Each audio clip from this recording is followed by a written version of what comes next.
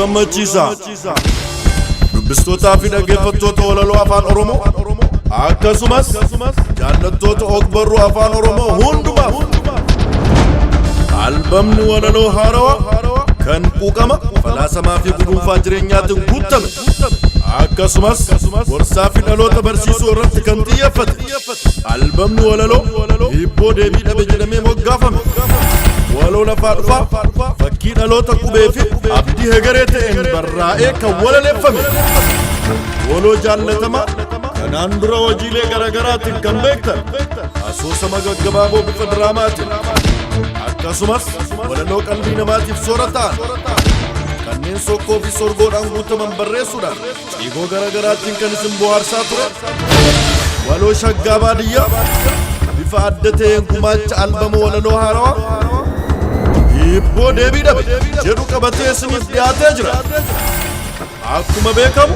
dagaagnaa fi guddina artii Oromoo irratti seenaa afoolaa fi ogbarruu afaan Oromoo dagaagsuudhaaf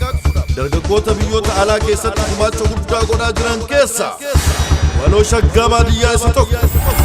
Hojiin haarofti waloon shaggaa baadiyyaa qabatee dhiyaate kun immoo yeroo gabaabduu gidduutti kitaabaanis maxxanee kan isin qaqqabu ta'uu isaa gamanumaan isin beeksifne. Dabalataanis albamni walaloo hibboo deebii dhabe jedhu kun hayyootaa fi barsiisota muuxannoo ogbarruu qaban kanneen akka luba tasgaraa hirphoo akkasumas barsiisota afaanii kan taate aadde Makiyyaa Abdullaahii fi barsiisota afaanii hedduudhaan kan gulaalamedha. Egaa albamni walaloo moggaasa maqaa hibboo deebii dhabe jedhu yeroo gabaabduu gidduutti kan isin qaqqabu ta'uu isin hubachiifna.